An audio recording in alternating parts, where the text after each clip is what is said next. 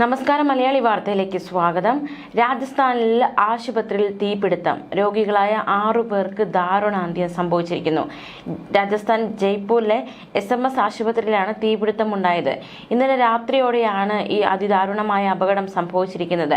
Short സർക്യൂട്ടാണ് ദുരന്ത കാരണമെന്നാണ് പോലീസ് പറയുന്നത്. മരിച്ചവരിൽ 2 സ്ത്രീകൾ ഉൾപ്പെടെയുള്ളവരുണ്ട്.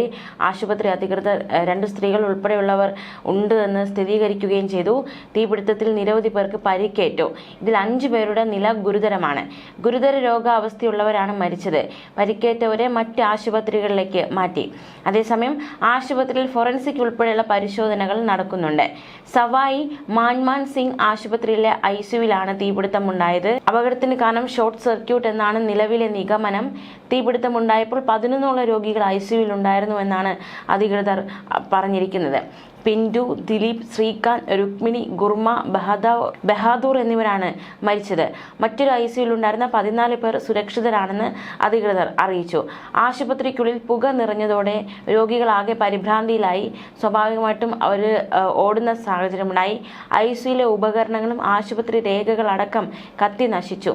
മുഖ്യമന്ത്രിയും മന്ത്രിമാരും ഈ അപകട സ്ഥലം സന്ദർശിക്കുകയും ചെയ്തു. ട്രോമ ICUവിൽ ഷോർട്ട് സർക്യൂട്ട് ഉണ്ടായതാണ് തീപിടുത്തത്തിന് കാരണം. തീ അതിവേഗം പടരുകയും വിഷവാതകങ്ങൾ പുറന്തള്ളുകയും ചെയ്തു. തീപിടുത്തമുണ്ടായ സമയത്ത് ICUവിൽ ഉണ്ടായിരുന്ന മിക്ക രോഗികളും അബോധാവസ്ഥയിലായിരുന്നു. 5 രോഗികളുടെ നില ഇപ്പോഴും ഗുരുതരമായി തന്നെ തുടരുന്നുവെന്നാണ് പുറത്തുവരുന്ന വിവരങ്ങൾ സൂചിപ്പിക്കുന്നത്. തീ അതിവേഗം പടരുന്ന സാഹചര്യമുണ്ടായി. വിഷവാതകങ്ങൾ പുറത്തു വന്നു. തീപിടുത്തമുണ്ടായ സമയത്ത് ഇത്തരത്തിലുള്ള അസ്വാഭാവികമായ സംഭവങ്ങളാണ് അരങ്ങേറിയത്. ഈ രോഗികളൊക്കെ അബോധാവസ്ഥയിലായിരുന്നു. ട്രോമ സെന്ററിന് 2ാം നിലയിൽ 2 ICUകളാണ് ഉള്ളത്. ഒരു ട്രോമ ICU, ഒരു സെമി ICU.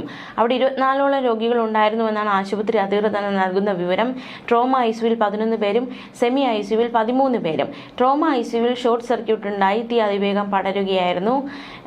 അതുകൊണ്ട് രോഗികളൊക്കെ അബോധ അവസ്ഥയിലായിരുന്ന സമയത്താണ് ഈ സംഭവം ഉണ്ടായിരിക്കുന്നത്. മിക്ക രോഗികൾ അബോധാവസ്ഥയിലായിരുന്നു. ട്രോമ സെന്റർ ടീം, നഴ്സിംഗ് ഓഫീസർമാർ, വാർഡ് ബോയ്സ് എന്നിവരുടെ തന്നെ അവർ ട്രോളിയിൽ പരമാവധി രക്ഷാപ്രവർത്തനമൊക്കെ നടത്തുന്ന സാഹചര്യമുണ്ടായി. കഴിയുന്നത്ര രോഗികൾ ICUവിൽ നിന്ന് പുറത്തെത്തിക്കുകയും മറ്റൊരു സ്ഥലത്തേക്ക് ഇവരെ മാറ്റുകയും ചെയ്തു.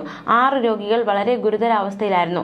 CPR നൽകി അവരെ രക്ഷിക്കാൻ കഠിനമായി ഉള്ള ശ്രമമൊക്കെ നടന്നു. പക്ഷേ രക്ഷിക്കാൻ സാധിക്കാത്ത നിലയിലായിരുന്നു.